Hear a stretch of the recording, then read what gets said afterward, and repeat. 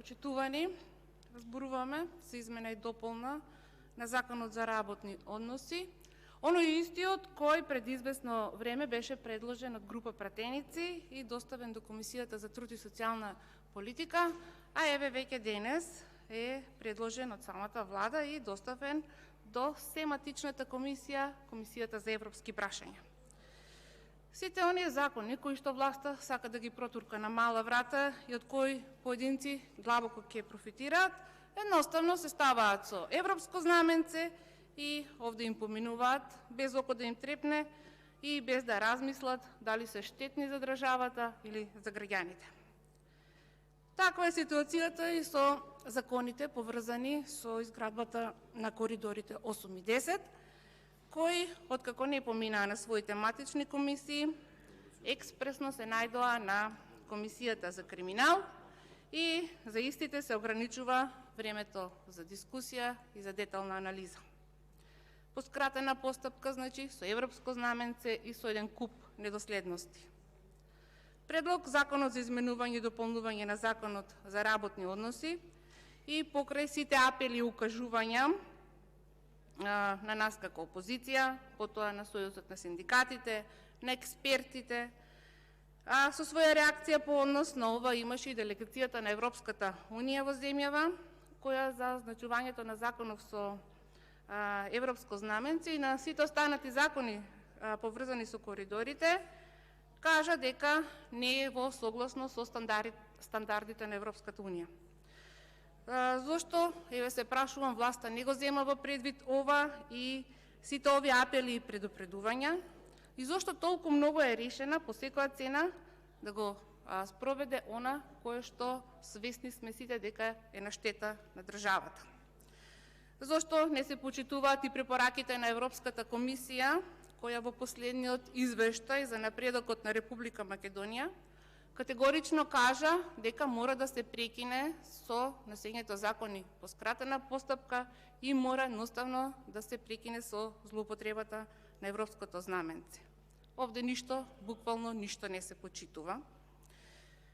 Што се однесува за законот, кој што ни е тема на дискусија, за разлика од претходниот, суштински, сушност, ништо не се менува, а предвидува измена со која се овозможува уредување на местото и начинот на исплата на плата на работници на проекти кои што се од национален и стратешки интерес на Република Македонија, можност за работа во недела, тоа е она иста недела која што со закон се изгласаа да биде неработна, можност за прекувремена работа подолго од 8 часа во текот на една недела, повеќе од 190 часа годишно. И овде сега напоменато дека кога се работи за прашање или работи од национален и стратешки интерес на државата, по претходна дадена изјава од работникот.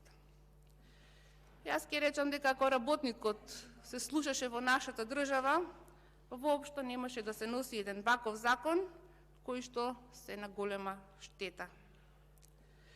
Каква ќе биде таа изјава, имајќи го во предвид фактот дека кај нас работниците се до толку омаловажени и подлежат на еден куп уцени. Не може никој да не убеди дека било кој работник ќе се согласи да работи под околности кои што може да бидат и живото загрозувачки за него, и тоа прекувремено, зашто повторно се сомневам дека ќе бидат соодветно платени. Таквата писмена согласност која работниците ќе ја даваат, дефинитивно ќе биде класична злоупотреба, како што ни покажуваат и претходните искуства во слични случаи и за други права во Законот за работни односи.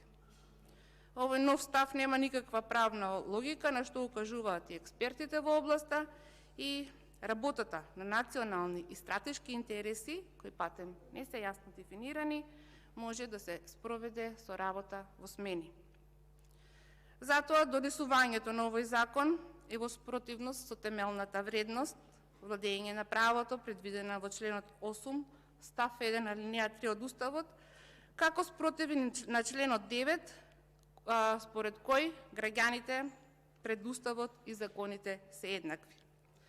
Со ваквите измени се повредува правото на дневен и неделен одмор, односно и ова е во спротивност со членот 32 став 4 од Уставот.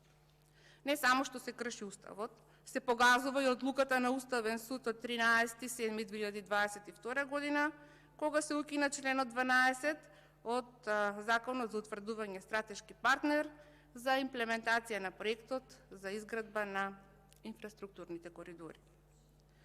Секоја една демократска држава има за цел и задача да се грижи за општото добро на сите граѓани кои живеат во неа, а треба да се грижи и да ги заштитува и работниците и нивните права. Но во никој случај не треба да ги искористува и да ја злоупотребува нивната работна способност за лични интереси на поединци кои ќе се богатат на нивната мака. Ако треба и мора да се обезбеди работна сила, тоа едноставно нека го направат со ангажирање на зголемен број работници, а не со зголемување на работното време, зашто тоа е крајно нечовечки и нехумано и се отвара простор за ризик по здравјето на тие луѓе. Максималното искористување на работната сила, значи, кажав дека не е ниту човечки, ниту хумано, но власта тоа не го зема во предвид и тука на преден план доаѓа профитабилноста и затоа, значи, се носат едни вакви закони кои што не враќаат со векови наназад, при тоа искористувајќи ја работничката класа како алатка за богатење. Во случајов со овој предложен закон, државата наместо да се стави во улога на заштитник на граѓанските и човековите права, ги изложува работниците на максимална исцрпеност од една страна, а од друга страна се трошат народни пари. Ова е крајно неодговорно и дискриминирачко за работниците и воопшто за сите граѓани, зашто власта при очи не прави слепи и манипулира, продава демагогија и дека тие работат посветено и одговорно, а впрочем прават невиден грабеж. Ако не е така, зошто сите овие закони се туркаат насила? Зошто се злоупотребува европското знаме? Зошто до ден денес никој од нас, кој нема видено договорот, па ниту ни колегите пратеници кои што имаат безбедносни сертификати? Сите измени во 5 нови законски решенија, кои експресно ги предложија, се само заради личните и партиските интереси на владеачките партии, а овде за скриена улога имаат и дел од помалите коалициони партнери, кои што ги кажам дека глумеа на голема загриженост и бараа да се тргнат од дневен ред, а си седа овде и гласа за правеа кворум и гласа, всушност допринесоа за нивно изгласување. И се на се, кога ќе се собере и ќе се воочи, ќе видиме дека се прави едно страшно лицемерие од сите представници на владеачкото мнозинство, но морам да напоменам дека народот воопшто не е слеп и дека се резонира и еден ден сето тоа ќе им се удри од глава. Овде сакам на крај да ги запрашам колегите од мнозинството, дали знаат за какво насилие и криминал се работи? Дали знаат дека ваквите постапки кои што ги прават се на целосна штета на евроинтеграцијскиот процес на Република Македонија во Европската Унија, кој што ни е приоритет. И зар вака се градат европски вредности? Со криминал и корупција, со злоупотреба на положбата на работниците, со злоупотреба на народните пари и со моќта која што ја имате моментално како власт, не верувам дека е така. Затоа повикувам на разумност и да се запрашате дали вреди личното богатење на поединци, како, да речем, координаторот на проектот и тие околу него, и дали вреди народ, или дали повеќе вреди народот од кој што сте избрани. Ако веќе не ги слушате нашите апели, слушнете ги синдикатите. Слушнете ја Конфедерацијата на слободни синдикати, Конфедерацијата на синдикални организации, Унијата на независни синдикални и автономни синдикати во Македонија. Слушнете го нивниот глас и застанете во одбрана на работниците. И не кревајте рака за овој најдискриминирачки и штетен закон. Немојте на сила да туркате закони, поради кој подоцна ќе одговарате. И треба да знаете, еве на крај, со матни сделки во Европа не се оди. Благодарам.